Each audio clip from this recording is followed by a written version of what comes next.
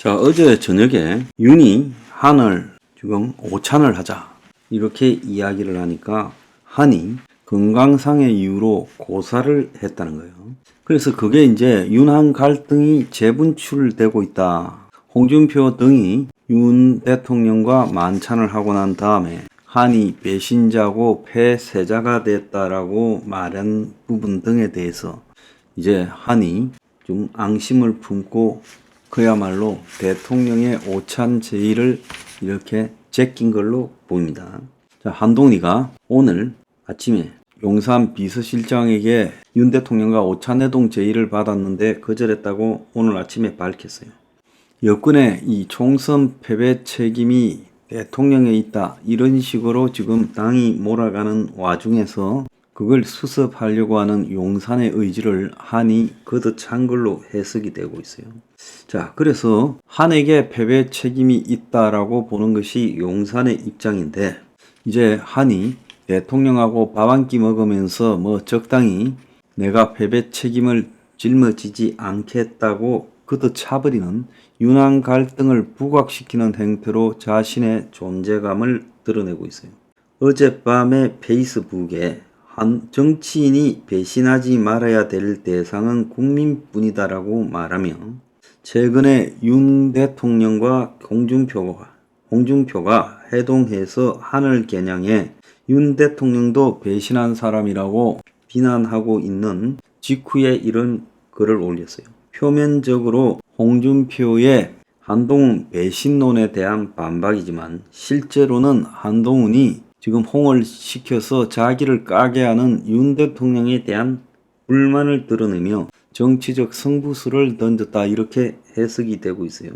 그래서 한이 윤과 홍의 만찬을 자신 공격하기 위한 합심이다, 이렇게 해석하면서 이 자기 당 대표 등을 둘러싸고 나오고 있는 여러 갈등에서 한이 정면으로 윤과 딴 길을 가겠다고 선언했다, 이렇게 해석되고 있어요.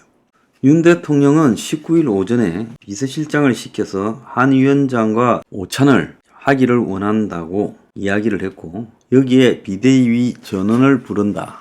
그러니까 이제 총선 치고 난 뒤에 전직 비대위원장과 비대위원을 불러서 밥 한 끼 먹이고 위로 격려하는 이 의례적인 자리가 맞지요. 그러니까 그 지난 19일은 이재명과 영수회담을 제안한 날이기도 해요. 자, 그래서 매우 의례적인 전직 여당 지도부와 만나는 자리에 대통령실이 한 위원장이 꼭 참석해야 의미가 있지, 건강이 그렇다면 회복되고 만나자, 이렇게 말하지만 어제 이제 걷어차는 내용을 낸 데 대해서 굉장히 불쾌하게 바라보고 있는 것 같고 경노하고 있는 걸로 보입니다. 그래서 1차 윤한 갈등이 김경률의 김건희 여사 공격에 일어났고, 2차 윤한 갈등이 이종섭 황상무 때 일어났고, 3차 갈등이 사실상 이 비례대표 공천 때 일어났어요. 자, 1, 2, 3차의 갈등에서 윤 대통령 측은 한동훈 비대위원장에 대해서 굉장히 앙심을 품고 인간적으로 믿을 수 없는 입장이다라는 걸 가지고 있었던 것 같고, 총선 직전에 굳이 담화를 발표해서 의사 정원도 끝까지 가버린 것도 그런 한에 대한 불만의 표출이다라고 봐야 되는 거예요. 그래서 대통령실에서 선거 막판에 총선은 대통령에 대한 중간평가이기 때문에 대통령과 당이 합심해야 되고 당만의 일이 아니다라고 경고하기까지 했어요.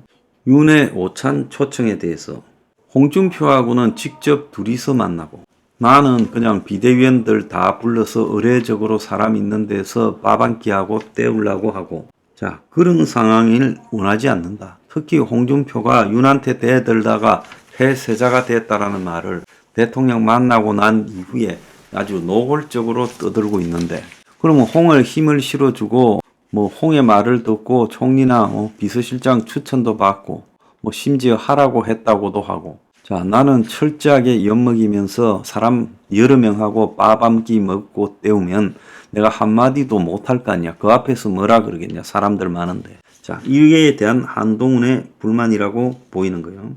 홍이 윤 대통령의 이 한동훈에 대한 배신감을 전달하고 있는 상황에서 한도 불쾌감을 드러내면서 정면으로 초청을 거부하는 방식으로 맞서고 있다, 이래 봐야 돼요. 그래서 이제 한이 자기 대선 대권 주자를 앞두고 보수의 인물이 없는 판에 자기가 이제 윤하고 맞서면서 윤이 힘이 빠지는 국면에 그야말로 윤이 키우는이 아니라 윤에 대항하는 그런 대권 주자로 자기 칼날을 설정하겠다라고 보여져요. 그래서 한이 어제 페이스북에 총선 참패 후 열흘 만에 글을 써서 입장을 밝혔는데, 홍의 배신 지적에 대해서 세 차례나 언급하면서 잘못을 바로잡으려는 노력은 배신이 아니라 용기다. 그러니까 자기가 윤의 통치 잘못을 바로잡으려는 용기를 가지고 싸웠다는 것이다. 지금 그렇게 말한 거죠.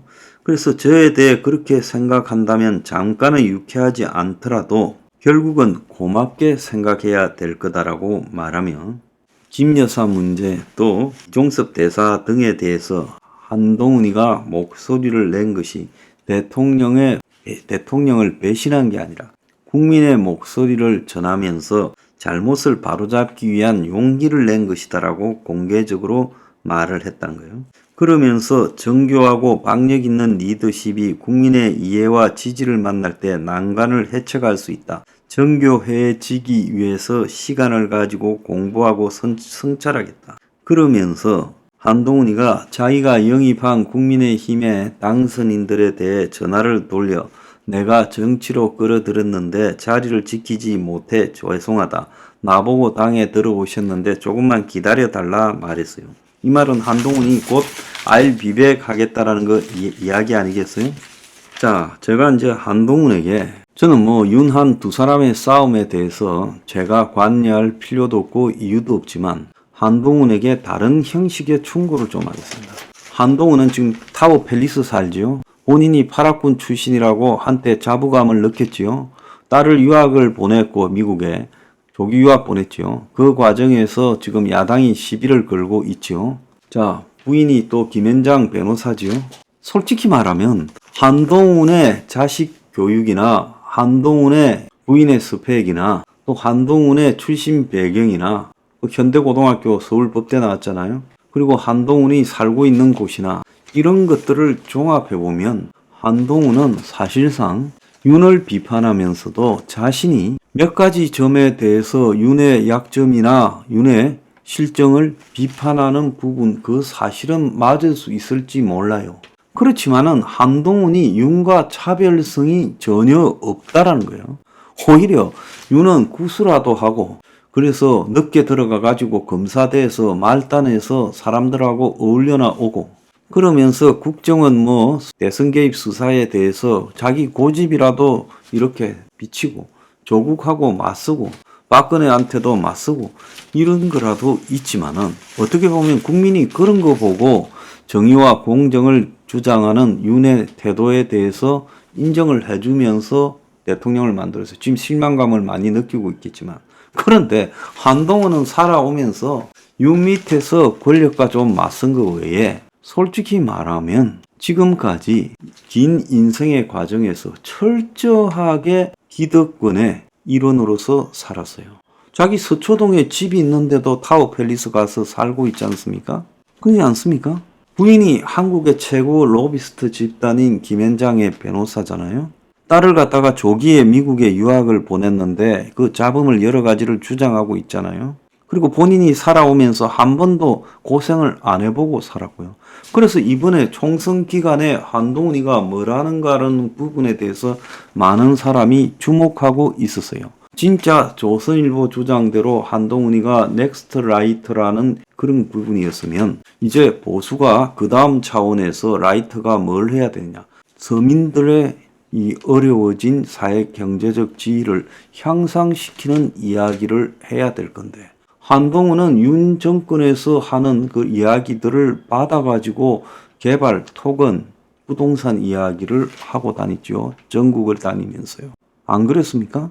한동훈이가 지금 이 국민의힘을 지지하는 다수 서민들의 삶이 얼마나 악화되고 있는가에 대해서 국민 다수의 경제적인 민생이 얼마나 흔들리고 있는가에 대해서 공감이 가는 감성적인 이야기를 단 한 번도 한 적이 있어요. 2조 심판이라든지 운동권 청산이라든지 황당한 주장만 했지요.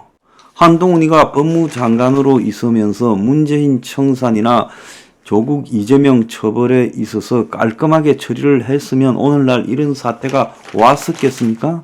그것도 자기 책임을 면할 수 없는 거예요. 검찰을 제대로 통제하지 못했고 능력이 부족하다. 그런데 한동훈은 없이 살아가는 대다수 이 땅의 사람들에 대한 이 마음에서의 감성적인 공감 능력이 전혀 없다라는 거예요. 멋있는 옷 입고 다니고 그리고 멋있는 듯이 동료 시민들이라고 말만 하고 어디 가가지고 그럼 이 기술적인 정치공학적 기술만 배웠어요. 얄팍하게. 거기에 어떤 감정이 없었던 겁니다. 윤 대통령이 아무리 실정을 했어도요. 한동훈이가 이번에 메시지를 정말로 이 시대에 필요한 메시지를 국민 서민 다수에게 제대로 감성적으로 호소했으면 이렇게 안 졌어요.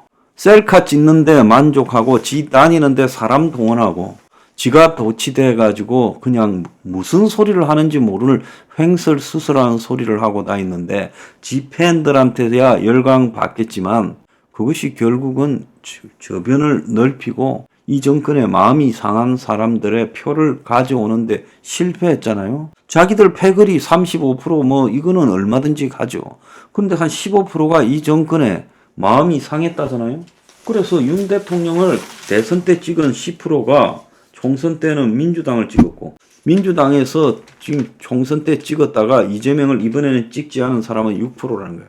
그러니까 이탈표가 국민의힘에 훨씬 많았고 그래서 총선 대선 이번 총선에서 격차가 5.4% 이상 벌어지게 됐다는 거예요. 대선에서 윤석열을 찍었는데 마음이 상한 그런 사람들을 위해서 한동훈이 제대로 메시지를 전달했습니까?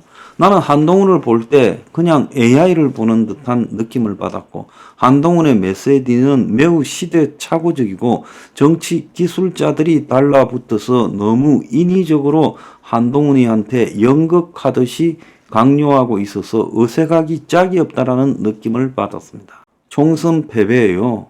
대통령도 잘못했지만 한동훈이가 당을 책임지고 있는 입장에서 결정적으로 잘못했어요.